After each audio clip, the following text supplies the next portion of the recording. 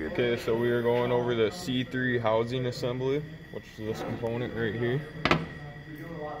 First, we are going to do our visual inspection. We're going to check all the spines, which are in here.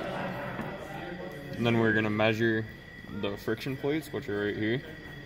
To do that, you measure here, and then you measure there, take the difference, and that'll give you your specification. The minimal friction material is 2.81 millimeters. Okay, we're going to go through here, check this. This looks good. There's nothing wrong with it. Now we're going to go over our splines. When you feel in the grooves right there, if you can see it with the camera kind of, you can tell that these right here are a little warped, but there are no sharp edges. So the retraction plates will not bind up. So that is still within specification. And so now we're going to go through and measure the friction plates.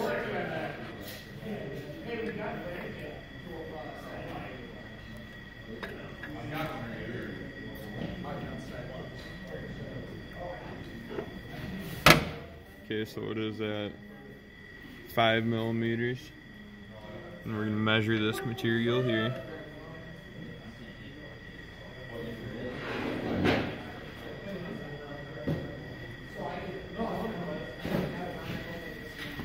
Which is at 8.14 millimeters. So then the friction material here is at 3.14 millimeters. Now we're going to move on to this one right here.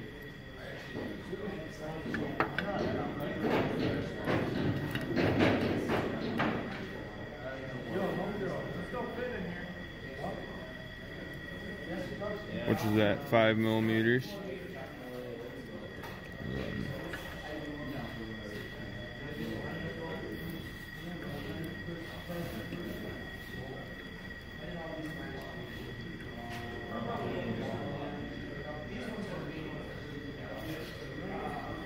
Okay, we're at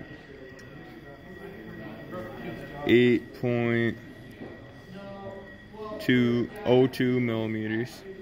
So this friction material here is 3.02 millimeters thick. And we're going to move on to this one right here.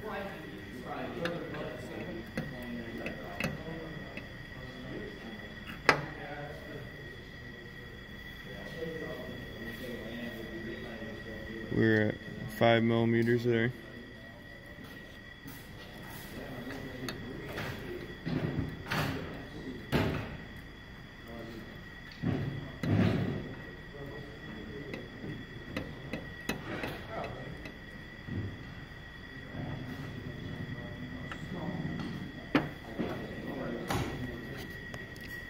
We're at 8.2 millimeters again.